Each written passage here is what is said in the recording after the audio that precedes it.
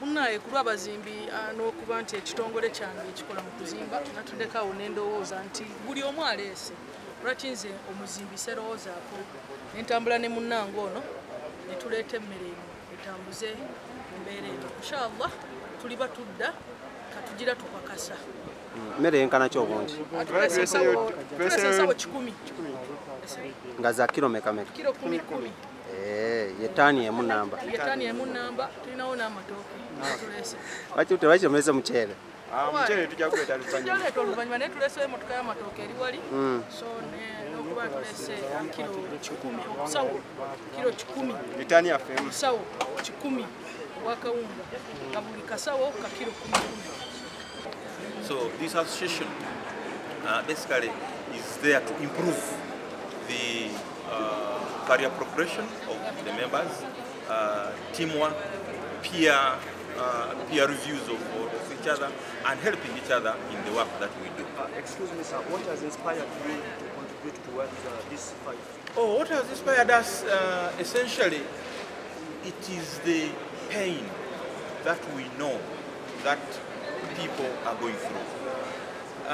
Frontline officers, the medical people, you know what they need. They need these personal protective equipment. The people who require food are also there.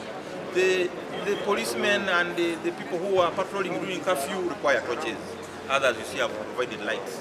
So for us, it was an inspiration that from the little that we also earn as civil servants, we have to bring back and also donate to the response team.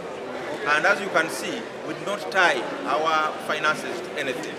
We know very well how restrictive it can be, and people are operating during difficult times, so we said ours is cash, and that's what we did, presented that cash. Ekiggundu leero nga tukulaba ne wa Prime Minister nsonga ki buzibu ki? Tewali buzibu bw'amaanyi okujjako tuze kudduukirira eggwanga ng'okusinziira omulanga gwa President nga bwe yalambika nti tudduukirire buli omu kyalina ky'asobola akireete. So olwaleero ekituleese wano ofiisi ya Prime Minister tuleese emmotoka eno eyitibwa Uganda 2 nga tukiikiridde Bakaira Diesel Garage okuva e Makinda Salama Road. Emmotoka eno bagiyita Uganda 2 lwa nsonga ffe tugyekolera ffe kennyini byonna buli kimu ekigiriko kyaffe wano mu Uganda abaana baffe ffe tukiyiya ne tukikola era tulinayo abaana betuyigiriza bawera nga 225 tubayigiriza okukanika emmotoka eza bulijjo n'okukola eno kubanga gye bujjaawo twagala kukola emmotoka y'amasannyalaze tenywa petrol n'ennyonyi esobola okuvuga kubanga tukwatagana n'ensi z'ebweru nga America, South Africa n'ettaka era tulina invitations singa sikirwadde kino kubeerawo mu Gwokuna twandibadde tuva Ttake World Innovations Conference mu Gwomwenda tubadde tufunye invitation nga tugenda mu America ate last year twali South Africa. So tuleeteddeko boxes za sabuni eziwerera ddala 15 n'enkota z'amatooke pick-up era tugigiriza ennamba. Emmotoka eno egenda okukola omulimu gw'okubunyisa enjiri mu bantu aba bulijjo buli muntu wanjawulo yenna ejja kuba nga etambula ebibuga byonna ng'ebulira abantu okwekuuma okuba okwetangira ekirwadde kino kinnamutta bantu ekya COVID-19. Kyovala twagiteddeko ebigambo bino byeyogerera omuntu asobola okusomako oluzungu asobola obisoma naye tisisuubira nti mu Uganda waliwo atasobola bitegeera bino kibitegeeza. Makola emmotoka meka mu Uganda? Emmotoka bbiri waliwo Uganda 1 eno Uganda 2.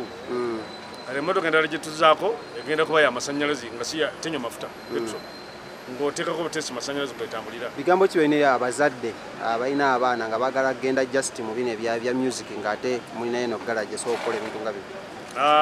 Engeri gye nsobola okubuulira abazadde bannange abalina abaana bonna waliwo abaana abalina amagezi naye ng'oluusi bali tebesobola mu kusoma school fees nga ziganye oba ng'omwana wadde nga teyasoma naye ng'alina amaanyi asobola okukola ng'alina omuntu okukwata ebintu mu kifo ky'okugenda mu bintu ebirala ebitafuna oba ebitafunirawo ofuna kino ekintu n'omanya nti gana amagezi galweero ne bw'olifa ne bw'okola ki kijja kuba ofunye omulimu ogukubeezaawo ne bw'ogenda ebweru ne bw'ogendaawo yenna kubanga ekintu ky'osomye eky'emikono kiyamba nnyo okusinga kino ky'osomye theoretically naye nga kino okyekoledde mu mikono gyo n'omanya nti kino gwekyenkoze kijja kuvaamu ekintu bwe kiti era nkifunemu nnyo. So eno academy yaffe ekolanga nga kampani eweereza abantu emirimu kubanga bw'omala okusoma teri muntu atalina mmotoka buli afuna ssente wano mu Uganda aba ayagala kuvuga mmotoka ate bwe zifa ziba zeetaaga abamakanika kubanga ffe tetunnatuuka ku level esuula emmotoka ku luguudo ng'abazungu bendaba nti come I'm tired and pick me no ffe tukyaye eri mu mbeera wa third world country derafu eno embeera tukyagyetaagira ddala n'essomero lyaffe okubangulira ddala abaana baganda baffe.